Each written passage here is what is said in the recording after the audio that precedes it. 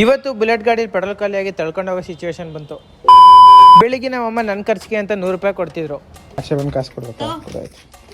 Thank you. ಅವ್ರಿಗೆ ಐಸ್ತವ ಅಮ್ಮ ಖರ್ಚಿಗೆ ಕಾಸು ಕೊಡ್ತವ್ರೆ. ಹೊರಗಡೆ ಒಬ್ರು ಆಚೆ ಒಬ್ರು ನಿಂತ್ಕೊಂಡು ಕಾಸು ಇಸ್ಕೋಬಾರ್ದಂತೆ. ಅದ್ಯಾಕೆ ಅಂತ ನನಗೆ ಗೊತ್ತಿಲ್ಲ. ನಿಮ್ಗೆ ಗೊತ್ತಿರೋ ಕಮೆಂಟ್ ಮಾಡಿ ಗೈಸ್. ಸೊ ಇವತ್ತು ಮನೆಯಿಂದ 1 ಕಿಲೋಮೀಟರ್ ಬಸ್ ಸ್ಟಾಪ್ಗೆ ನನ್ನ ಫ್ರೆಂಡ್ ಡ್ರಾಪ್ ಮಾಡ್ದ. ವಿಡಿಯೋ ಮಾಡ್ಬೇಕಾದ್ರೆ ನಾಚ್ಕತ್ತಿದ್ದ. ಏನು ಕೊಡ್ತಾರೋ ಏನೋ ಗೊತ್ತಿಲ್ಲ. ಸೊ ಅಲ್ಲಿಂದ ಬಸ್ ಹತ್ತಿ ಕಾಲೇಜ್ ಹತ್ರ ಬಂದು ನೋಡಿದ್ರೆ ನಮ್ಮ ಹುಡುಗರೆಲ್ಲ ಸಿನ್ಸಿಯರಾಗಿ ಕುತ್ಕೊ ವರ್ಕ್ ಮಾಡ್ತಿದ್ರು. ಬರೀ ಹುಡುಗರು ಅಂತ ಹೇಳಿದ್ರೆ ತಪ್ಪಾಗುತ್ತೆ. ಸೊ ಹುಡುಗಿರು ಕುತ್ಕೊ ಸಿನ್ಸಿಯರಾಗಿ ವರ್ಕ್ ಮಾಡ್ತಿದ್ರು. ಸೊ ಅಲ್ಲಿಂದ ಹುಡುಗರಿಗೆಲ್ಲ ಸ್ವಲ್ಪ ಕ್ವಾಟ್ಲೆ ಕೊಟ್ಟು ಕಾಲೇಜ್ ಮುಗಿಸ್ಕೊಂಡು ಮನೆಗೆ ಬರ್ತಾ ಇರ್ಬೇಕಾದ್ರೆ ಜ್ಯೂಸ್ ಕುಡ್ದು ಆಮೇಲೆ ಮನೆಗೆ ನಡ್ಕೊಂಡು ಹೋಗೋಣ ಅಂತ ನನ್ನ ಫೇವ್ರೇಟ್ ಓರಿಯೋ ಮಿಲ್ಕ್ ಶೇಕ್ ತಗೊಂಡು ಕುಡಿದ್ಬಿಟ್ಟು ನಡ್ಕೊಂಡು ಮನೆಗೆ ಬಂದೆ. ಮನೇಲಿ ಡ್ರೆಸ್ ಚೇಂಜ್ ಮಾಡ್ಕೊಂಡು ನಮ್ಮ ಅಜ್ಜಿ ಮನೆಗೆ ಬಂದು ನಮ್ಮ ಮಳಿಯಿಂದ ಮಾತಾಡ್ಸೋಣ ಅಂದ್ರೆ ಅವ್ನ್ ಕೆಳಗಡೆ ಬಿದ್ದು ಗಾಯ ಮಾಡ್ಕೊಂಡಿರೋದನ್ನ ನನಗೆ ತೋರಿಸ್ತಿದ್ದ. ಬಿದ್ಬಿಟ್ಟ? ಯಾವಾಗ? ಅಯ್ಯೋ ಮುದೇವಿ, ಬಿದ್ಬಿಟ್ಟು ಹಿಂಗ್ ನಗ್ತಿದ್ಯಲ್ಲ. ಅಥು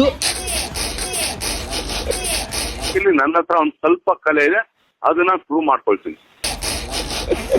ತೋರ್ಸು ಕೈ ತೋರ್ಸು. ಅಯ್ಯೋ ನೋಡಪ್ಪ, ನಮ್ಮ ಮುಗಿ ಹೆಂಗ್ ಬಿದ್ಬಿಟ್ಟದೆ.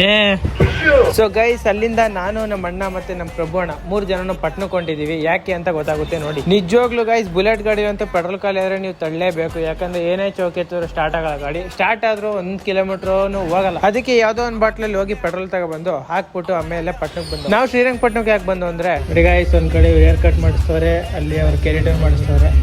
ನಾನಿಲ್ಲಿ ಮಂಗನ್ ತರ ನಿಂತಿದ್ದೀನಿ.